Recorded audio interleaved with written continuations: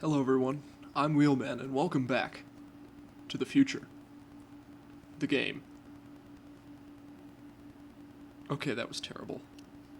Anyway, when we left off, Doc was in prison, and turn my volume down again. Doc was in prison and we can't figure out how to get him out. Now, I haven't looked up online yet.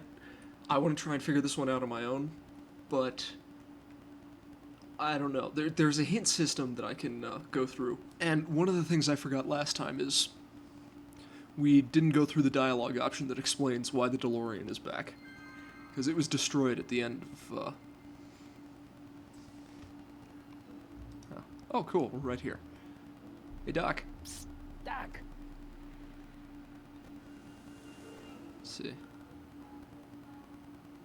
About Edna Strickland. What do you know about Edna Strickland? Edna, we never really socialized when I was younger. She was a few years older than me, and we traveled in different socio-economic circles. Why do you ask? She thinks you're a hero for burning down that speakeasy. She's doing a story on you. A story? Oh, yes, now I remember. Ask Edna, the etiquette column that doubled as a pro-temperance soapbox. She believed that the consumption of alcohol would inevitably lead to a complete societal breakdown. Sounds like a fun gal. You should have seen her when the hippies started showing up in the 60s. She just somehow lost her mind. That Wow. would explain a lot. I guess how's the family? So how are Clara and the kids? They're fine, fine. Right now we're trying to decide where to send Jules and Vern to college. Clara prefers the 2020s, but I'm partial to the 1960s. We're planning on visiting you and Jennifer in 2011 soon. Me and Jennifer in 2011? Oh, forget I said anything. I'm willing to bet that this is 2011's when the game came out. This is like one of the first Telltale games. But hey, why is the DeLorean Where'd the back? DeLorean come from? Last time I saw it had been smashed to pieces by a train. It's a fantastic story. Do you remember when the DeLorean got struck by lightning in 1955? Yeah? Unbeknownst to either of us, the lightning produced a temporal duplicate of the time machine, one that was tossed 70 years into the future. What? I found out about it during a trip to 2025 and recovered it just in time to stop Riff Tannen from vandalizing the time stream. Heavy. So that DeLorean... It's for all intents and purposes the exact same machine as the original, plus or minus little bells and whistles I've added over the years, of course. I don't know if I pointed it out in the last video, but I was complaining, oh hey, why doesn't it fly? It should fly. It's already been to 2020. It's got the thing. And then I remembered, oh yeah, in the third movie they explained how the lightning strike fried the hover circuits there. So, what were you doing in 1931 anyway? Oh, nothing terribly exciting. Indulging in a little personal nostalgia, picking up a few rare out-of-print books to surprise Clara on her birthday, solving a historical mystery or two. The usual. The usual. Historical You lead a mystery. pretty unusual life, Doc. It's an unusual universe, Marty. I hate to tell you, Doc, but your last time departed display is on the fritz. It is? So how did you find me? I found one of Edna Strickland's shoes in the DeLorean. How did one of her shoes get in the DeLorean? Einstein took it from her. He did? How strange. Heidi almost never attacks people. Almost Not never. without a good reason, anyway. Okay. Guess who I bumped into at the soup kitchen? My grandfather. Oh, Don't worry, I didn't talk to him or change his future or anything. good. I wish I could, though.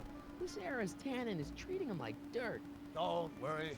If history plays out as it's supposed to, he'll soon be out from under Kit Tannen's thumb and free to live out his life as a humble accountant with your grandma. What was her name again? Sylvia. Right, Sylvia. Okay. Time, jail, grandpa, Kid Tannen. What's the story with this kid Tannen jerk, anyway? Biff's father? By this time next year, he'll be pulling down a life sentence in San Quentin. There was even a song about it. Wait, if Biff will be born in 1938, and Kid will be in prison, As I recall, he escaped from prison in 1937 for about 3 hours. that's a busy 3 hours. No kidding. Okay. I mean, I'm still not making any headway with your younger self, Doc. Really? What do I do to convince Teen Doc that I'm not a spy? I'm not sure. Maybe if we solve that problem he's working on, he'll be more inclined to trust you. I still can't figure out what your younger self is muttering about. Blast! If only I could hear him myself. You know, your younger self seems really dedicated to the law.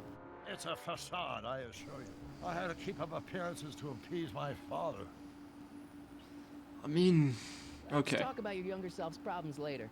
Okay, but don't forget we're on a bit of a deadline here. Yeah. Try recording Emmett's mutterings. I mean, I tried that, and it didn't work. What if...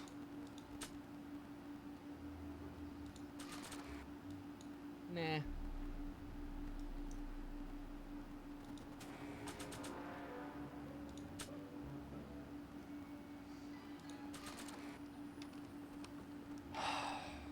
I thought I did this last time, but I'll try it again.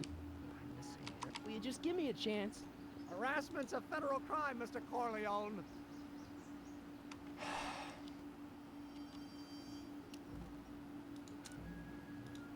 Come on, you could trust me, Doc.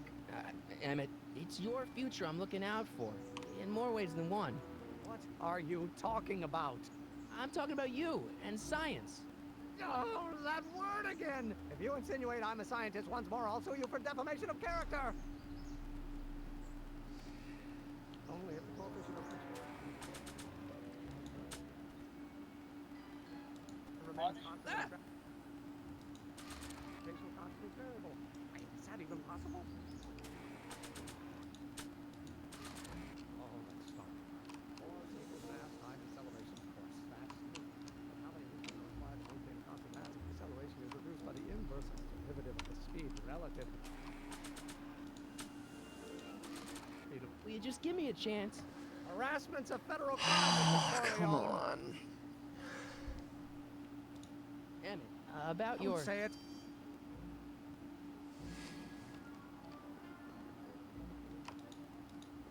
I don't think so. Okay. I'll be back in just a minute. I'm sorry, I give up. I have to figure this out. I have to look it up. Okay, I'm back. The guide I read said double tap X, but that was clearly for console. Will you just give me a chance? Harassment's a federal crime, Mr. Corleone. Oh, come on. Emmett, about Don't your... say it.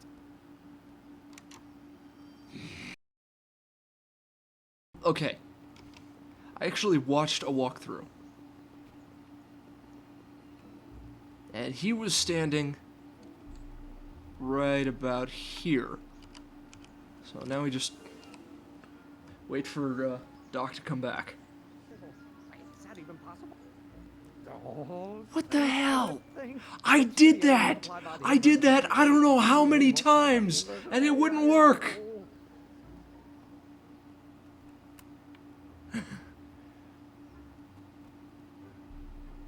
Don't mind me.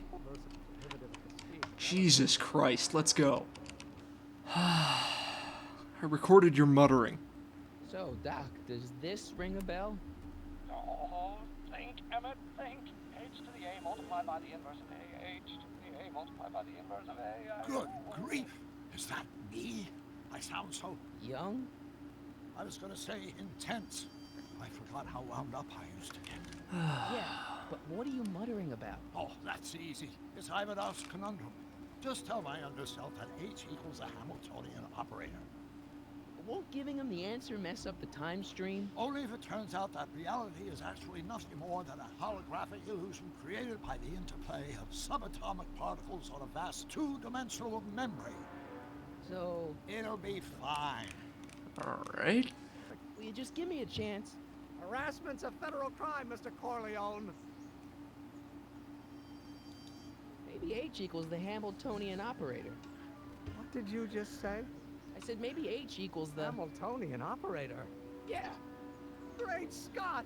If h is a Hamiltonian, then h to the a multiplied by the inverse of h can only be the same as the expectation value for a. That's it! That's the solution to Ivanov's conundrum, the problem I've been wrestling with in my head all week! I'm sure you would have figured it out by yourself in a day or two. The way you figured out how to build that rocket-powered drill. Where did you learn so much about science? I have a friend. I'm from the planet Vulcan. I read a lot of Jules Verne. Well, it's like this. You know about my rocket power drill? Oh. Then there can only be one explanation. What? You're from the patent office.